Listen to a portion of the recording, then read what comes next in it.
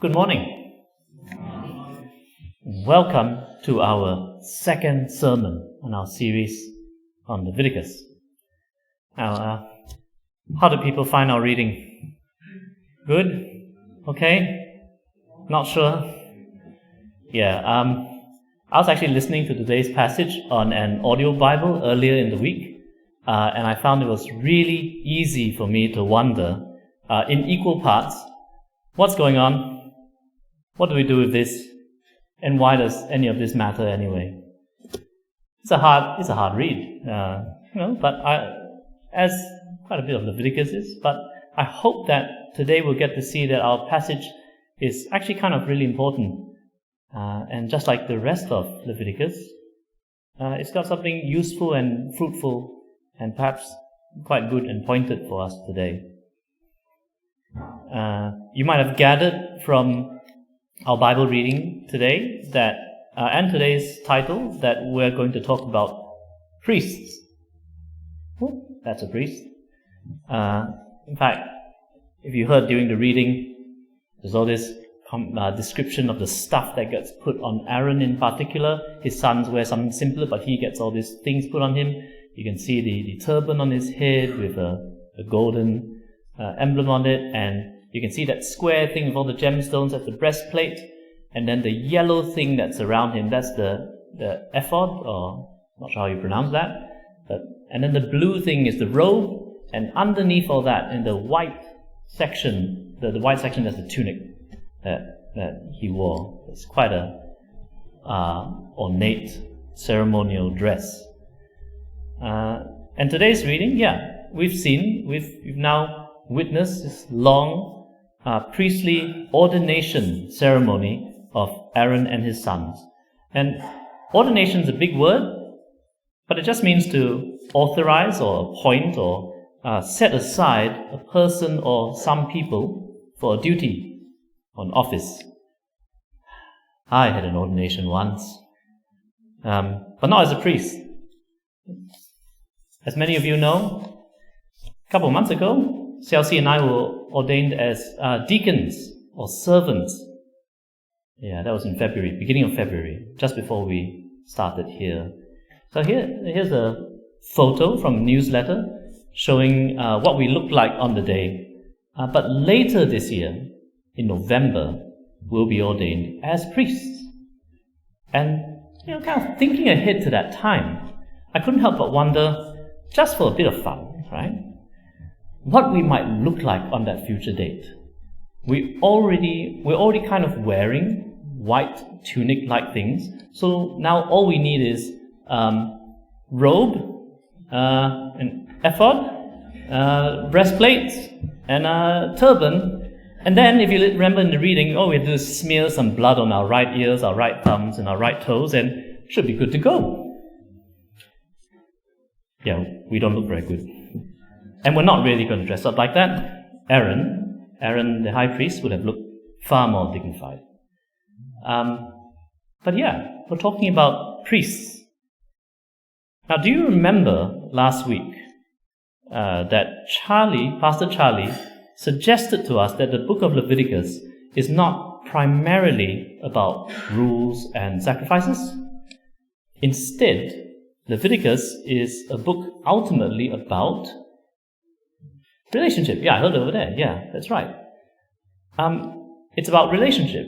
It's about maintaining the relationship between God and humans. Well, today, we're going to continue thinking about relationship, and we're going to think about priests as mediators or middlemen of that relationship. Why does the Israelite relationship with God need mediators? Why indeed? Why must there be a go-between? Well, we'll answer this by exploring the priesthood of Aaron and his sons. Now, as you've just sat through the reading, you know that the ordination for Aaron and his sons is a long, very long process involving many steps. And it has the aim of cleansing them from sin and consecrating them to God. so that they can obey God's commands and carry out the duty that He's given to them. Now, there are many things that happen in it. I'm just going to run through again. So, what that process looked like. We had Moses washing Aaron and his sons, and then Moses puts all this stuff on Aaron. He clothes him as the high priest in all his special priestly clothing, and then he takes some oil and he cleanses the tabernacle and the altar and all the other things that are going to be used for the sacrifices. And then he takes some more of that oil and he anoints Aaron himself, consecrating him.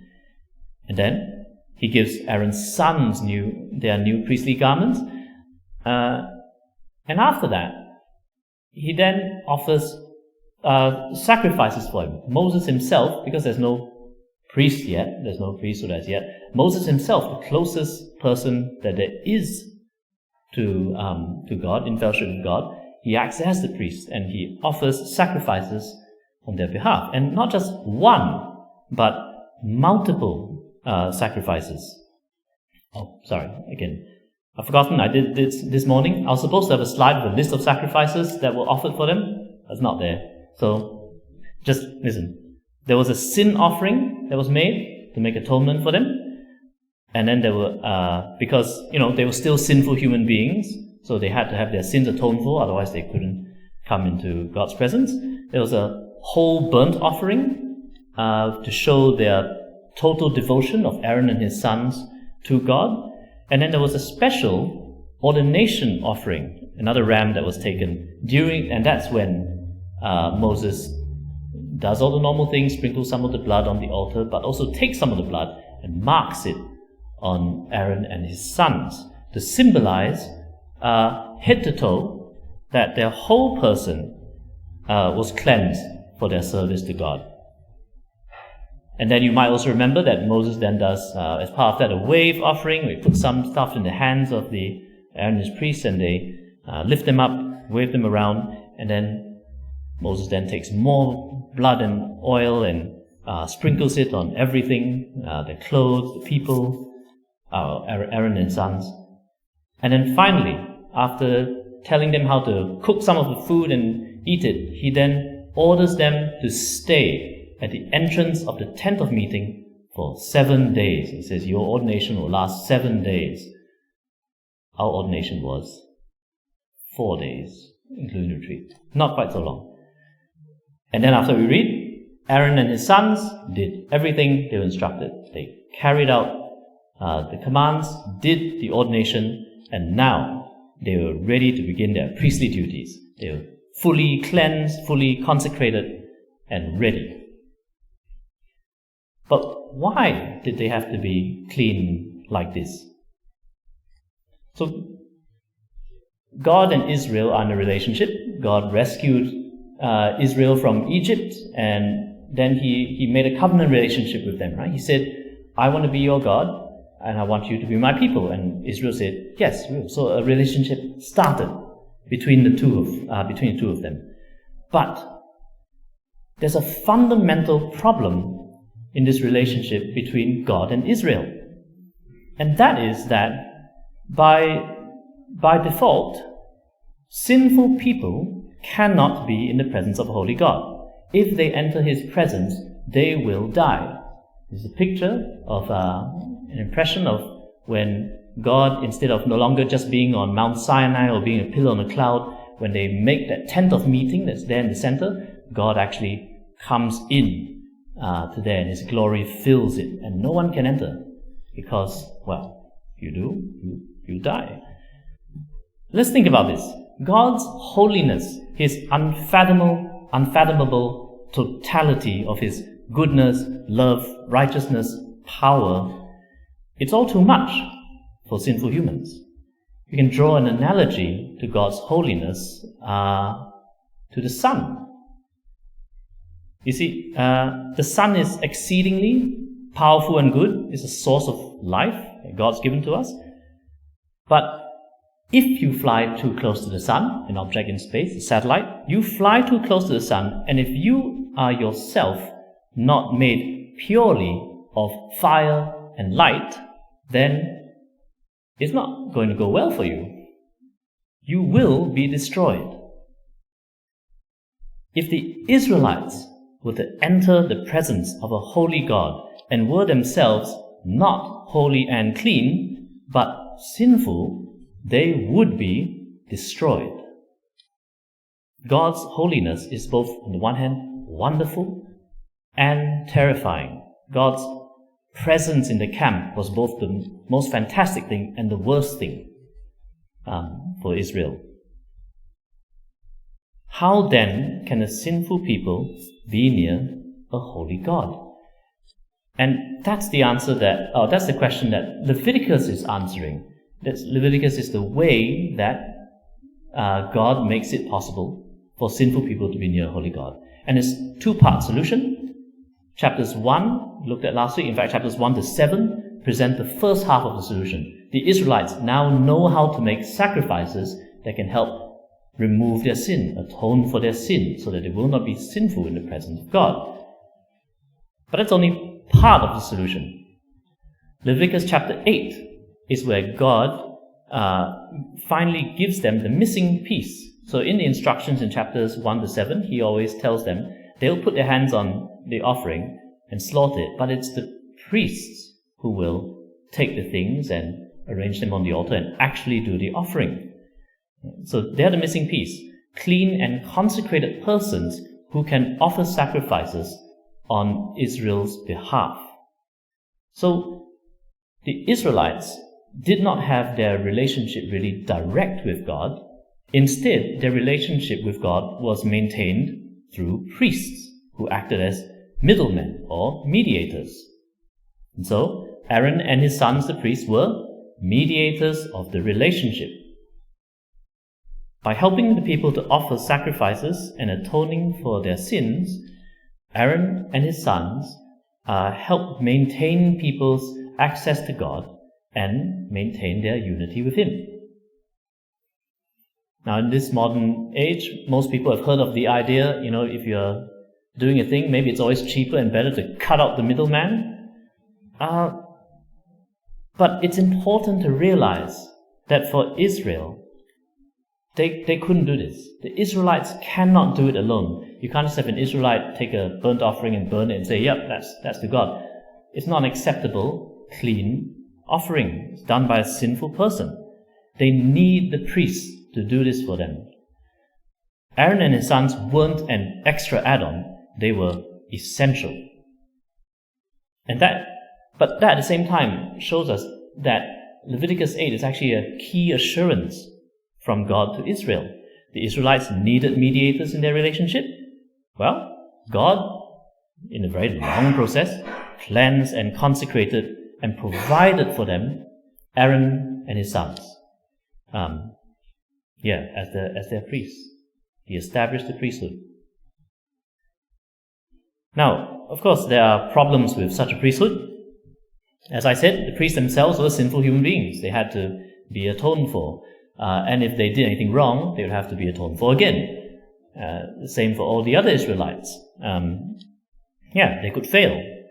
And the priests also had to, as a result of the fact that you could fail and need re-atonement, they had to offer many sacrifices, again and again and again, because even after atoning for any one Israelite sin, whether the people or the priests, it might be okay for a bit. But if you know anything about human beings or yourself, you know it won't take very long before a person sins again and need atonement again. So animals had to keep dying. Blood had to keep being shed repeatedly to upkeep this relationship. And another shortcoming is that the priests only managed to mediate between God and Israel. But God has so many other human beings in the world that the priests just could not mediate for. It was far from a perfect system. But we know, God loves everyone. So, what then? It's far from a perfect system. But of course, this was not God's final plan, although it did point forward towards it. Or should I say, Him.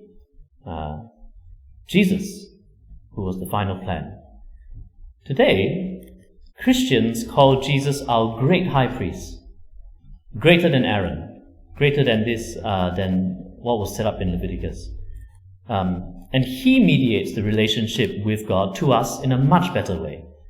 While he was human, he was not sinful. He didn't need to be clean. In fact, he couldn't be made unclean. He touched things and they became clean. He didn't have to sacrifice countless other animals to atone for our sins so that we wouldn't die. No, he sacrificed not other animals, but himself. And he didn't have to do this many times. He did the sacrifice one time, which we celebrate on Good Friday. And in doing this, he forgave sins and secured access to God for all who have a relationship with him, for all those who allow him to mediate the relationship with God to them. And of course, as we know, evidenced by the very fact that we are here, Jesus' offer includes not just one nation, like Israel. It's an offer made to every single person on earth, regardless of nation, age, origin, whatever. To everyone. So he is much greater than Aaron. He's that's why he's not just our high priest, he's our great high priest. And we mustn't be mistaken. Okay, maybe you go, yep, it's great to hear about this high priest. No, but we mustn't be mistaken. Because as members of the same human race as the people who were back then in the Israelites in the Old Testament, we actually have the exact same problem as the people back then. Our need has not changed. We are sinful creatures who cannot stand in the presence of a holy God. This is actually quite hard for us to understand because we feel alive and well and everything. But the problem of our human race, our problem, is still the same as then. But the solution has changed. We don't need a priest like Aaron offering animal sacrifices for us repeatedly. We need a great high priest, Jesus, to mediate to us and to give us his one true sacrifice. To perform the one true sacrifice for us. We need him to give us the relationship with God and to keep us in it. And the beauty is that if we trust him, he surely will. As Hebrews chapter 4 verse 16 tells Christians, because we accept Jesus' mediation as great high priest, we can approach God's throne with confidence. So, confidence to receive mercy and find grace to help us in our time of need. We don't have to guess if we'll be able to stand before God in his presence and receive his life. We know we can. We're accepted as God's children regardless of our present faults. But this, of course, poses a question to all of us. Do you have Jesus as your great high priest, mediating the relationship with God to you? If you don't, let me invite you to realize that you do need a mediator. Can you stand before holy God? Now, we humans will all, without exception, need to be in God's presence sooner or later. Either we will all come before God when he appears in judgment in our lifetime, or when we die, we will go, as they say, to meet our Maker. What will happen then?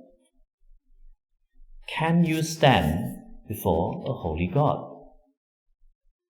And if not, will you allow Jesus to mediate God's life to you? For those of us who are Christians, who have accepted Jesus as our high priest, it's actually also good to check if we are in fact, daily connected to him. There's this beautiful song by Colin Buchanan called Live in the Gospel, and the first two lines go like this. The gospel is the garden, not the gate. The gospel is the marriage, not the date.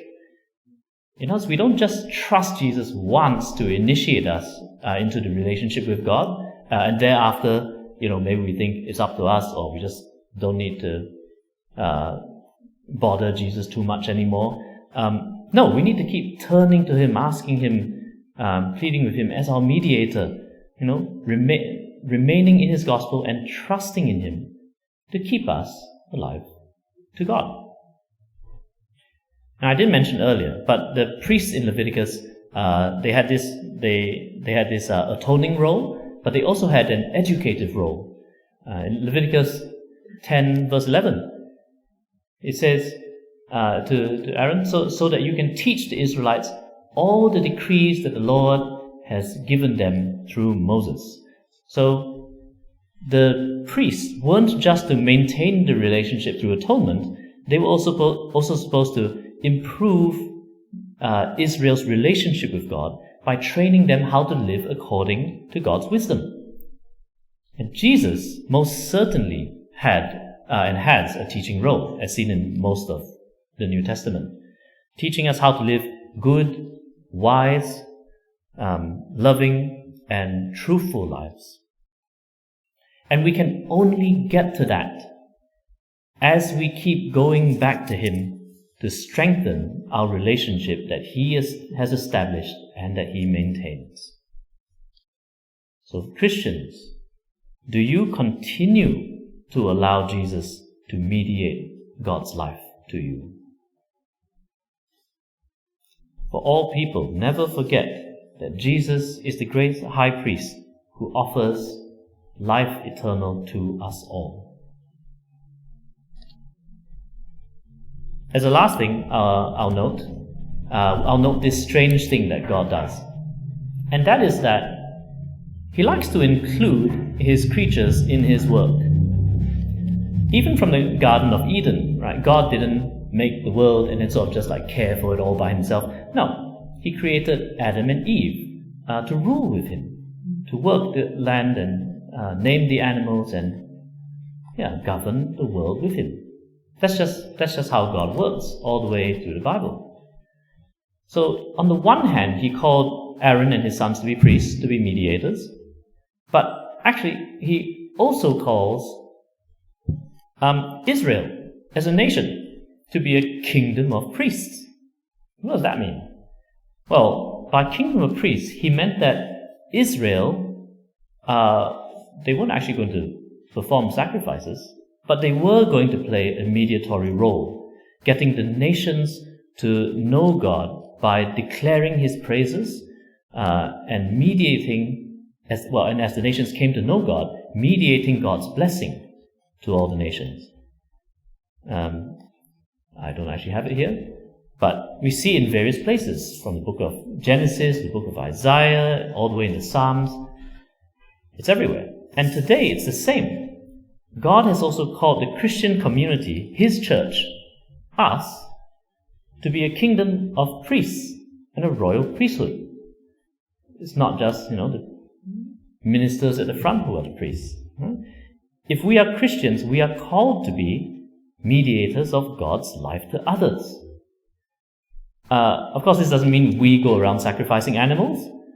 In fact, we really shouldn't, since Jesus has already handled that part of things.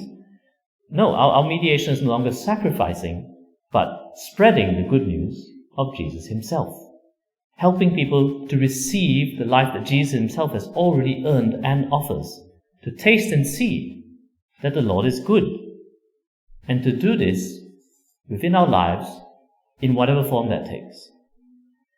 Jesus mediates His life to us, and He wants us as His co-workers and as part of His body to mediate as well.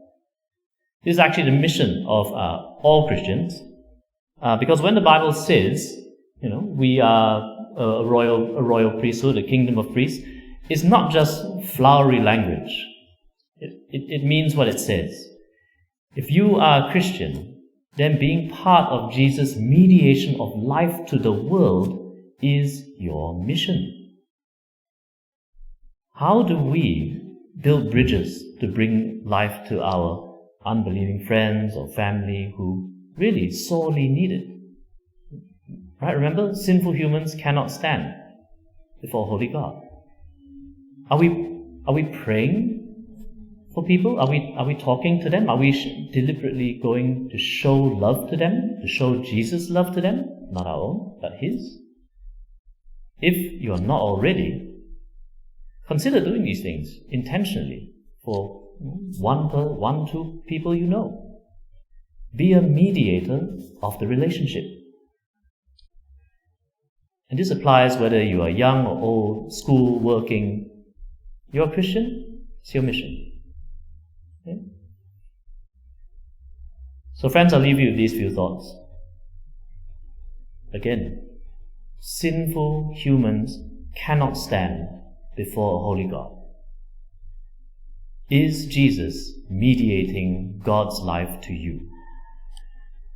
And if He is, who are you mediating Jesus to?